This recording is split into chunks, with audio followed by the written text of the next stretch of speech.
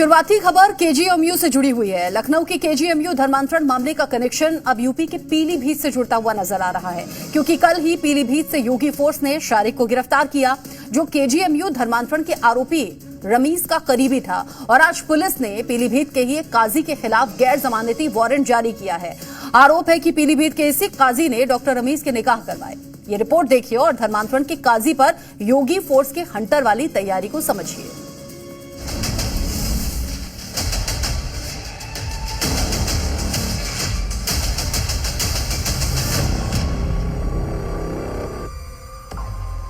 KGMU धर्मांतरण और love जिहाद केस में योगी फोर्स ने पीलीभीत से शारिक को गिरफ्तार किया, जिसने डॉक्टर रमीज की मजहबी साजिश का पूरा कच्चा चिट्ठा पुलिस के सामने खोल दिया। लेकिन शारिक के बाद योगी फोर्स के टारगेट पर एक काजी है, जिसने न सिर्फ रमीज का निकाह हिंदू महिला डॉक्टर से करवाया, बल्कि रमीज के इशारे पर हिंदू महिला का धर्मांतरण भी करवाया। और जानते हैं, उस काजी का भी ताल्लुक पीलीभीत से है। नाम है काजी जाहिद हसन राणा। 2 दिन पहले पुलिस ने जो गवाह था, निकाह का गवाह था शारिक खान, उसको भी पीलीभीत के मोहल्ला फीलखाना से गिरफ्तार किया। हम उसी मोहल्ला फीलखाना में खड़े हैं और बताया जा रहा है जो निकाह पढ़ाने वाले काजी थे जाहिद हसन राणा, वो भी यहीं के रहने वाले थे। और ये जो पीछे मैं दिखाना चाहूंगा कैमरामैन से, ये उनका घर है और जानने की कोशिश करेंगे कि वो यहाँ है नहीं है, उनसे मालूम कर लेते हैं। अरे क्या काजी जाहिद हसन राणा है? जी घर पे नहीं है, अभी बताया जा रहा है कि घर पे नहीं है। पीलीभीत के फीलखाना मोहल्ले का ये वही घर है जहां काजी हसन राणा रहता है। आपको बता दें कि काजी हसन राणा के खिलाफ गैर जमानती वारंट भी जारी हो चुका है। यूपी पुलिस काजी साहब को तलाश रही है, ताकि धर्मांतरण और लव जिहाद के आरोपी रमीज के हर राज को परत दर परत उधेड़ सके। हालांकि जिस वक्त जी न्यूज संवाददाता काजी हसन राणा के घर पहुंचे, उस दौरान वो घर पर नहीं था, मगर काजी हसन राणा और रमीज से जुड़ा एक और खुलासा सामने आया। एक और महिला है जो आगरा की डॉक्टर है, वो भी हिंदू डॉक्टर है, उसके साथ भी रमीज ने निकाह किया था और जो निकाह हुआ था वो पीलीभीत में ही इसी घर पर हुआ था। ये वही काजी जाहिद हसन राणा हैं जिन्होंने रमीज का निकाह उस महिला डॉक्टर से करवाया था। जो शारिक है वो भी बराबर में ही दिखाना चाहूंगा, ये जो गली गई है इसमें शारिक जो गवाह है उसका मकान है। मतलब काजी हसन राणा ने एक नहीं बल्कि 2 हिंदू बेटियों के निकाह रमीज से करवाए, जिसमें से एक निकाह तो काजी ने अपने घर में करवाया और इस निकाह में भी गवाह के तौर पर शारिक मौजूद था, जो इस वक्त योगी फोर्स के शिकंजे में है। शारिक ने रमीज से जुड़े कई बड़े खुलासे किए। वो ये कि रमीज मलिक हिंदू लड़कियों को इस्लाम कबूल करने के लिए प्रेरित करता था, हिंदू महिला डॉक्टर्स को हिंदू धर्म के खिलाफ बरगलाता था, इस्लाम कबूल करने पर जन्नत नसीब होने का दावा करता था। शारिक ने यह भी दावा किया कि डॉक्टर रमीज मुस्लिम युवाओं को हिंदू लड़कियों को प्रेम जाल में फंसाने के लिए उकसाता था। खैर, रमीज और उसका करीबी शारिक तो पुलिस के शिकंजे में है। अब तलाश काजी हसन राणा की है, जो किसी भी वक्त सलाखों के पीछे हो सकता है। ब्यूरो रिपोर्ट, जी मीडिया। मुर्शिदाबाद वाली बाबरी 2.0 के सहारे ओवैसी ने बंगाल में मुस्लिम वोटों के ध्रुवीकरण का जाल बिछा दिया है। आज हुमायूं कबीर के साथ ओवैसी की पार्टी के नेता रैली में मंच पर मौजूद दिखे। ओवैसी की ओर से मैसेज दिया गया कि अब वो हुमायूं कबीर के साथ हाथ मिला चुके हैं, बस आधिकारिक ऐलान होना बाकी है। और यही वजह है, सवाल पूछे जा रहे हैं कि क्या हुमायूं कबीर बस एक मोहरा है, ओवैसी असली चेहरा है। ये रिपोर्ट देखिए और बंगाल बाबरी मामले में ओवैसी एंगल की बारीकियों को समझिए।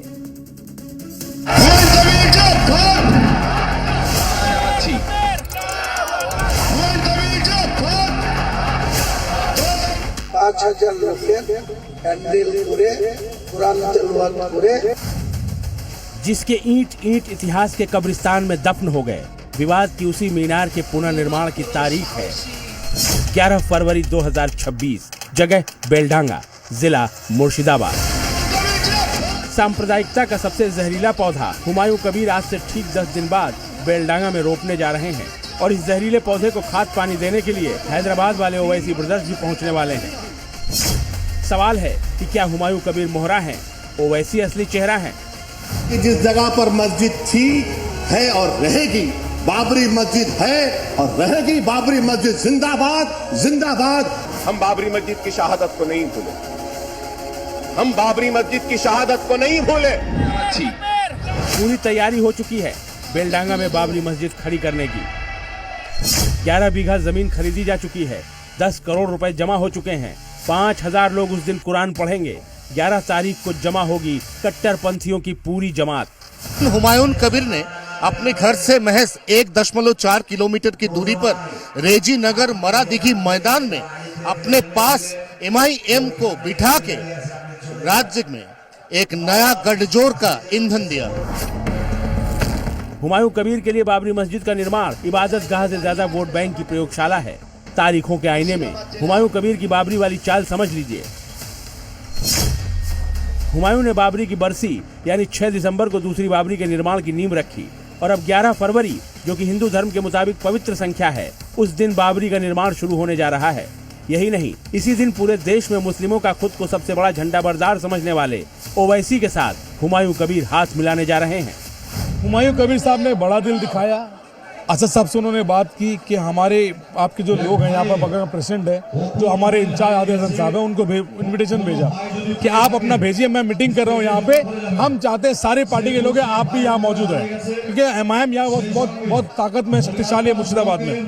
तो उन्होंने इन्विटेशन दिया, हम उन्हें कबूल किया असद साहब ने और हमें यहाँ भेजा। ये सुनियोजित सियासी चाल है। पश्चिम बंगाल विधानसभा चुनाव में मुस्लिम वोट पर कब्जा करने का पूरा प्लान है। लगभग 10 करोड़ का नज़दीक फंड आया है, कैश और बैंक मिल के।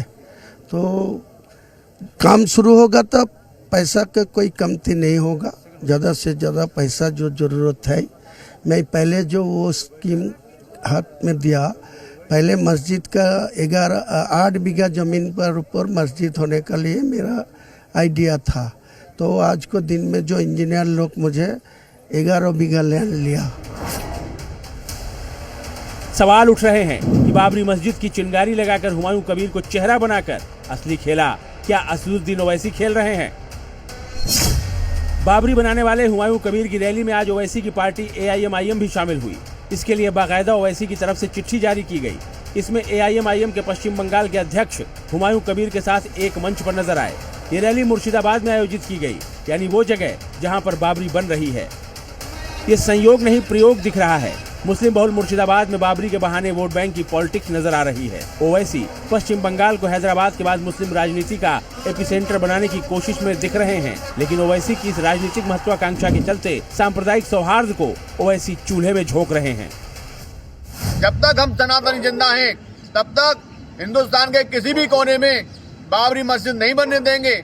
यदि तुमको मस्जिद बनानी है तो पाकिस्तान चले जाओ, बांग्लादेश चले जाओ, वहाँ पर मस्जिद का निर्माण करो, लेकिन हिंदुस्तान में किसी भी हुमायूं जैसे आदमी को बाबरी मस्जिद का निर्माण नहीं करने देंगे। ये व्यक्ति देश के लिए खतरनाक है। ये व्यक्ति देश के लिए समझिए कि ये जहर का काम कर रहा है। एक बार फिर से हिंदू मुस्लिम को लड़ाने की तैयारी कर रहा है। बाबरी की नींव रखते वक्त भी हुमायूं कबीर ने ओवैसी को अपना बड़ा भाई बताया था और बंगाल चुनाव में गठबंधन की ओर इशारा भी किया था। ओवैसी मेरा बड़ा भाई है, वो बैरिस्टर है, वो MP है, तो उनको साथ में गठबंधन करके बंगाल में TMC को क्षमता से हटाने के लिए मैं ये गठबंधन करेंगे। हुमायूं कबीर और ओवैसी दोनों बाबरी की बुझ चुकी आग में सियासी पेट्रोल डाल रहे हैं। धुआं उठेगा या आग सुलगेगी फिलहाल तय नहीं, लेकिन सियासी हवा बहुत तेज बहने लगी है। हुमायूं बाबर का हाथ पकड़ रहा है, बाबर का हाथ और दूसरा कौन पकड़ेगा? सलीम पकड़ेगा कि नहीं पकड़ेगा? पहले उन लोगों को तय करने दीजिए, बाद में हम देखेंगे। मुगलों को पहले तैयार हो जाने दीजिए, उसके बाद शिवाजी लड़ाई करेगा। ओवैसी ब्रांड पॉलिटिक्स मुस्लिम समुदाय के वोटों पर नहीं टिकी, मजहबी उन्माद की कच्ची जमीन पर टिकी है। पक्की बाबरी मस्जिद के निर्माण के चक्कर में ओवैसी हुमायूं कबीर को भी ले डूबे तो अचरज की बात नहीं, क्योंकि आज के मुसलमानों को विवादों की बाबरी मस्जिद कतई नहीं चाहिए। मुर्शिदाबाद से अयान घोषाल के साथ ब्यूरो रिपोर्ट, जी मीडिया। जिस शहर का लहजा और लफ्ज पहली ही मुलाकात में बयां कर देते हैं कि मिलने वाला शख्स यूपी के किस शहर से ताल्लुक रखता है, सीएम योगी उसी शहर की पहचान बदलने वाले हैं। बात नवाबों के शहर लखनऊ की हो रही है और सीएम योगी इस शहर के 7 प्रवेश मार्गों पर आध्यात्मिक सांस्कृतिक पहचान वाले भव्य द्वार बनाने जा रहे हैं। लेकिन अब इस पर भी भाईजान भड़क गए हैं। लेकिन क्यों, इस रिपोर्ट से समझिए।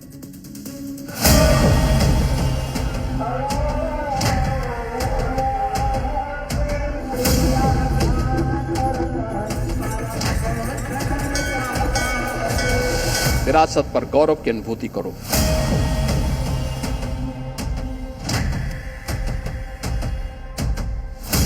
एक विरासत इसकी पुनर्स्थापना का कार्य देश के अंदर हुआ।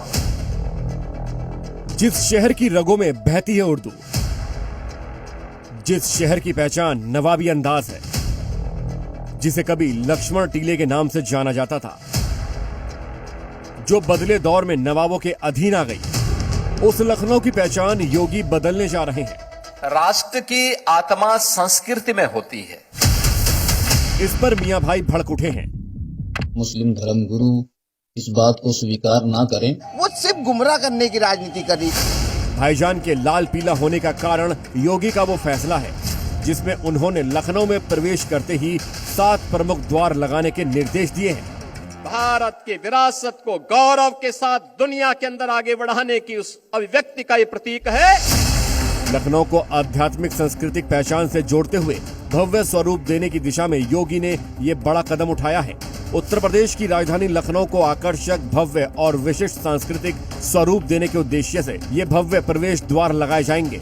इन्हें शहर के सभी 7 प्रमुख प्रवेश मार्गों पर लगाया जाएगा। सीएम योगी का कहना है कि लखनऊ में प्रवेश करते ही उत्तर प्रदेश की समृद्ध सांस्कृतिक, आध्यात्मिक और ऐतिहासिक पहचान स्पष्ट रूप से दिखाई देनी चाहिए। इसलिए इन प्रवेश द्वारों को नाम भी बेहद सोच समझ कर दिए गए हैं। रायबरेली रोड पर त्रिवेणी संगम और महाकुंभ परंपरा को दर्शाने वाला संगम द्वार होगा। सुल्तानपुर रोड पर श्री काशी विश्वनाथ धाम को दर्शाने वाला नंदी द्वार के नाम से जाना जाएगा। सूर्यवंश की परंपरा पर आधारित सूर्य द्वार बनेगा। मथुरा मार्ग पर कृष्ण द्वार की स्थापना होगी। सीतापुर रोड पर व्यास द्वार, हस्तिनापुर मार्ग पर धर्म द्वार होगा और झांसी मार्ग पर वीरता और शौर्य का प्रतीक शौर्य द्वार स्थापित किया जाएगा। राजधानी लखनऊ के 7 प्रवेश मार्गों पर 7 द्वार बनाए जाएंगे। सीएम योगी आदित्यनाथ की अध्यक्षता में ये फैसला लिया गया है। सांस्कृतिक विरासत को दर्शाते हुए ये मार्ग बनाए जाएंगे और इन द्वारों को बनाने को लेकर निर्देश जारी कर दिए गए हैं और जल्द ही इन्हीं मार्गों पर ये जो द्वार हैं ये बन करके तैयार हो जाएंगे। इन सभी प्रवेश द्वारों पर उत्तर प्रदेश का राजकीय चिन्ह भी दर्शाया जाएगा। इन द्वारों के नाम सुनते ही मियां भाई को मिर्ची लग गई है। वो अपनी जुबान से जहर उगलने लगे हैं। योगी जी कितना गुमराह कर ले, ना ये हिंदू राष्ट्र बनेगा, ना ये मुगल राज बनेगा, ये संविधान का राज बनेगा। संविधान ही के अनुसार देश चलेगा।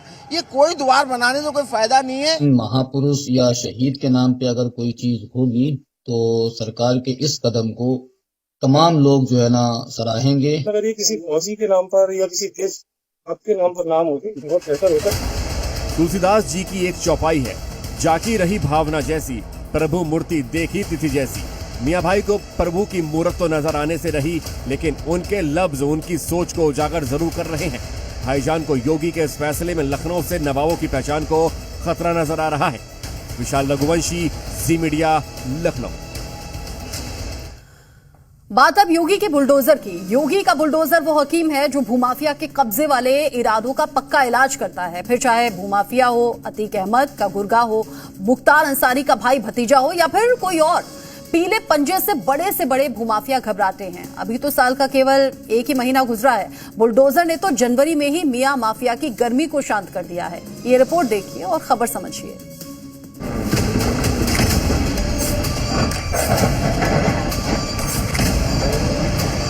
देश सरकार के बुलडोजर को देखा है ना। उत्तर प्रदेश का बुलडोजर जब चलता है अच्छे माफियाओं की गर्मी शांत कर देता है। यूपी में बुलडोजर की गर्जना की आवाज सुनी। योगी का पहलवान जब चलता है तो उसकी दहाड़ से भूमाफिया कांप उठता है। ये तस्वीर बता रही है योगी का बुलडोजर अवैध के खिलाफ न थमा है न थमता दिख रहा है। बुलडोजर की कार्रवाई के शोर से बीते कुछ घंटों में यूपी के किसी एक इलाके के भूमाफिया की नींद नहीं उड़ी, बल्कि प्रदेश के 3 शहरों में पीले पंजे ने अपना रौद्र रूप दिखाया है। तीनों जगहों पर अवैध निर्माण, अवैध प्लॉटिंग की शिकायत मिली थी, जिसके बाद बुलडोजर ने अपना काम संभाल लिया। कब्जा करने के लिए 1 इंच जमीन नहीं देने वाले हैं। कभी माफिया अतीक अहमद का गढ़ रहे प्रयागराज में वो योगी का बुलडोजर ही था, जिसने भू माफिया के नामो निशान को वहां से मिटाकर रख दिया। अब प्रयागराज में 36 बीघे में की गई अवैध प्लॉटिंग पर बुलडोजर चला है। देखिए कैसे। पहले सामने की दीवार तोड़ी, फिर अवैध निर्माण के सीने पर चढ़ा। उसके बाद पिछली दीवार भी गिरा डाली। देखते ही देखते पूरा अवैध निर्माण मलबा हो गया। यहाँ बगैर प्राधिकरण की परमिशन के अवैध प्लॉटिंग की जा रही थी। मोहम्मद अख्तर ने बमरौली में 21 बीघे में अवैध प्लॉटिंग की थी, जबकि मोहम्मद उबैद और मोहम्मद जैद ने भरेठा में 10 बीघे की जमीन पर अवैध कब्जा जमा लिया था। इसी तरह महगांव में भी अजीत कुशवाहा ने 5 बीघे में अवैध प्लॉटिंग कर रखी थी, जिसे ध्वस्त करने के लिए योगी के पहलवान ने एक हुंकार रिवर्स गियर लगाया और तेज दौड़ लगाई। नतीजा, बाउंड्री वॉल समेत पूरा अवैध निर्माण एक झटके में जमींदोज हो गया। काम खत्म होते ही योगी का बुलडोजर नए टारगेट की तलाश पर निकल गया। प्रयागराज से करीब 800 किलोमीटर दूर सहारनपुर में भी भूमाफिया का अवैध तरीके से कॉलोनियां काटने का खुलासा हुआ, जिसके बाद बुलडोजर ने आगे का काम संभाल लिया। सहारनपुर में अवैध प्लॉटिंग की लक्ष्मण रेखा बुलडोजर ने उखाड़ दी। बुलडोजर ने पहले तोड़ा, फिर कुचला और फिर अगली अवैध प्लॉटिंग का रुख करके उसे भी समतल कर दिया। योगी के पीले पंजे का दम देखिए, कैसे सड़क की सड़क को उखाड़ कर रख दिया, इस अवैध रास्ते का अस्तित्व मिटा। सहारनपुर विकास प्राधिकरण को मल्हीपुर और मानक मऊ क्षेत्र में अवैध रूप से कॉलोनियों की कटाई की शिकायत मिली थी। यहाँ बिना इजाजत के सड़क निर्माण भी कराया हुआ था, जिसके बाद कार्रवाई शुरू की गई तो अवैध निर्माण की पुष्टि हुई और बुलडोजर एक्शन हुआ।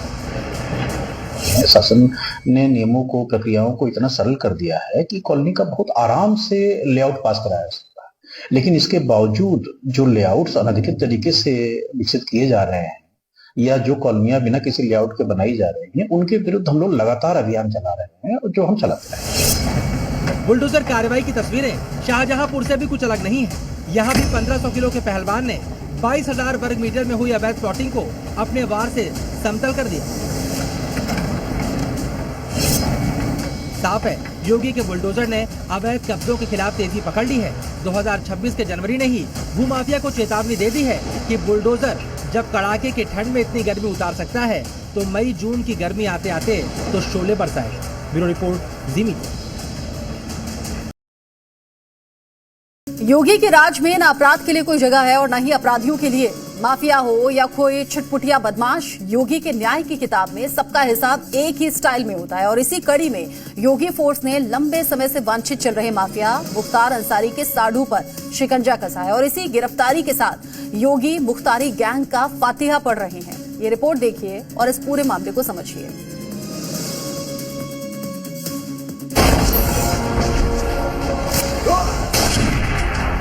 ये अपराधी और माफिया किसी के नहीं हुए हैं, याद करना, किसी के सगे नहीं हैं।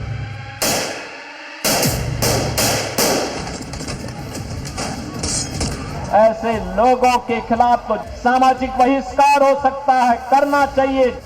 शार्प शूटर 25,000 का इनामी, मुख्तार अंसारी गैंग का सदस्य, माफिया मुख्तार का साढ़ू, नाम है गौस मोइनुद्दीन उर्फ तन्नू मरहूम। अभी तक फरारी काट रहा मोइनुद्दीन अब योगी फोर्स की हथकड़ी से जकड़ गया है।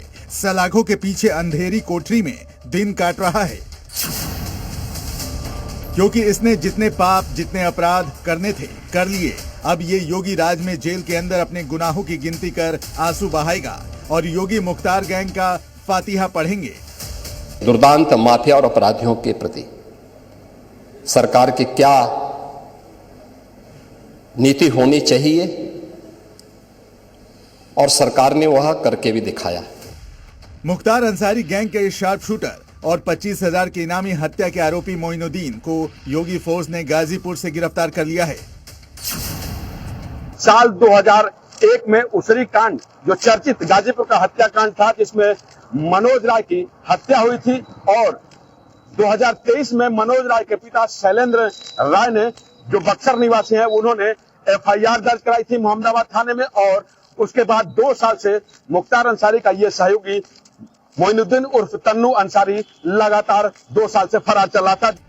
मनोज राय हत्याकांड में गौस मोइनुद्दीन भी आरोपी था। 2001 में मुख्तार अंसारी, उसके साढ़ू मोइनुद्दीन समेत 10 लोगों ने मनोज राय का अपहरण कर उसकी हत्या कर दी थी। पुलिस ने फरार चल रहे मोइनुद्दीन पर 25,000 का इनाम रखा था। ये 2 साल से फरार चल रहा था। तो गौस मोइनुद्दीन अंसारी नाम के व्यक्ति जो चार्जशीट लगने के बाद कोर्ट में जब भेजी गई तो कोर्ट द्वारा कोर्ट पे इनको उपस्थित होने हेतु आदेशिका जारी की गई। ये कोर्ट पे उपस्थित नहीं आए। IS 191 गैंग के सक्रिय सहयोगी हैं तथा पूर्व में ही इनकी गिरफ्तारी के लिए 25,000 रुपए का इनाम घोषित किया गया था। योगी सरकार की नीति अपराध और अपराधियों के लिए साफ है। जीरो टॉलरेंस के तहत एक्शन। अतीक अहमद से लेकर माफिया मुख्तार अंसारी के अपराधों के किले को योगी प्रशासन ने बीते कुछ सालों में नेस्तनाबूद करके रख दिया है। मुख्तार अंसारी और उसके गैंग से जुड़े लगभग 288 सदस्यों के खिलाफ कुल 155 मुकदमे दर्ज किए गए हैं और करीब 202 लोगों को गिरफ्तार किया गया है। और अब तो योगी ने मुख्तार के साढ़ू भाई को भी नहीं छोड़ा। गिरफ्तारी के बाद यूपी पुलिस ने मोइनुद्दीन को कोर्ट में पेश किया, जहां से उसे अदालत ने जेल भेज दिया। इस दौरान मुख्तार अंसारी के साढ़ू मोइनुद्दीन ने कोर्ट से सुरक्षा की गुहार लगाई और इसके पीछे तर्क दिया माफिया डॉन ब्रजेश सिंह से जान के खतरे का, जिसके बाद कोर्ट ने जेल अधीक्षक को सुरक्षा मुहैया कराने के आदेश दिए।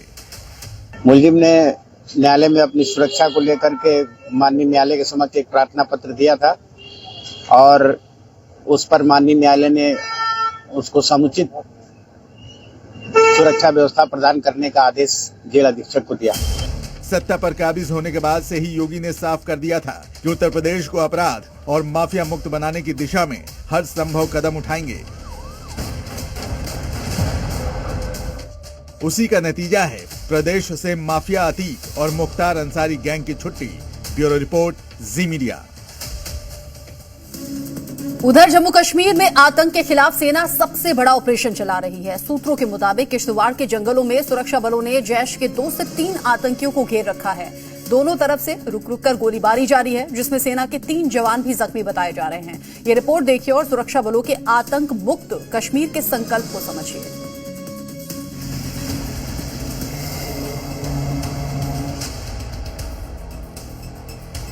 इन बर्फीली वादियों में जैश के आतंकी छिपे हैं। किश्तवाड़ में सेना का बड़ा अभियान जारी है। सुरक्षा बलों ने डोलगाम इलाका घेर लिया। जमा देने वाली सर्दी में जम्मू कश्मीर पुलिस, सीआरपीएफ और सेना का सर्च अभियान जारी है। बताया जा रहा है कि किश्तवाड़ के डोलगाम इलाके में खूंखार आतंकी संगठन जैश-ए-मोहम्मद के 2 से 3 आतंकी छिपे हुए हैं। खुफिया एजेंसी के इनपुट के बाद ऑपरेशन त्राशी 1 शुरू किया गया। खास बात यह है कि इस ऑपरेशन की निगरानी सेना के बड़े अफसर कर रहे हैं। इतना ही नहीं, सेना के वरिष्ठ अफसर मौके पर भी मौजूद हैं। आतंक का काल, ऑपरेशन त्राशी 1। को बता दें कि सिंहपुरा इलाका जो कि 19 जनवरी को जहां पर ऑपरेशन शुरू हुआ था, उसके साथ चिनगाम और ये छात्रों के जो इलाके हैं, यहाँ पर पूरी तरह से सुरक्षा बलों ने यहाँ पर इंटरनेट भी बंद किया था ताकि किसी भी तरह से आतंकी अपनी लोकेशन ना बदल सके। और यही कारण है कि ड्रोन और चॉपर के जरिए भी लगातार मदद ली जा रही है ताकि जितने भी आतंकी इन इलाके में छुपे बैठे हैं उन्हें ढेर किया जा सके। खासतौर पर इस तरह का भी अंदेशा है कि एक टॉप कमांडर जो सुरक्षा बलों को इनपुट है कि जैश-ए-मोहम्मद का, वो भी इसमें घिरा हुआ है और घना जंगल है। काफी ज्यादा बर्फबारी जो है वो इन इलाकों में हो रही है, जिसकी वजह से सुरक्षा बलों के लिए चुनौती है। यही कारण है कि अत्याधुनिक हथियारों के साथ साथ अत्याधुनिक जो इक्विपमेंट्स है उसकी मदद ली जा रही है, ड्रोन की मदद ली जा रही है, चॉपर की मदद ली जा रही है। और इसी बीच लेफ्टिनेंट जनरल प्रतीक शर्मा जो नॉर्दर्न कमांड चीफ हैं, वो खुद वहां पर मौके पर पहुंचे हुए हैं। किश्तवाड़ में सेना का यह अभियान अचानक शुरू नहीं हुआ है, इसकी कड़ियां जुड़ रही हैं 19 जनवरी से। 19 जनवरी को सुरक्षा बलों और आतंकियों के बीच किश्तवाड़ के सिंहपुरा इलाके में मुठभेड़ हुई। इस मुठभेड़ में सेना के स्पेशल फोर्सेस के एक जवान हवलदार गजेंद्र सिंह शहीद हो गए थे। इसके बाद ही इलाके में तैनात सुरक्षा एजेंसियों को खास निर्देश दिए गए। इसी रिपोर्ट के साथ खबर समझिए में आज के लिए बस इतना ही। बाकी खबरों के अपडेट के लिए आप देखते रहिए।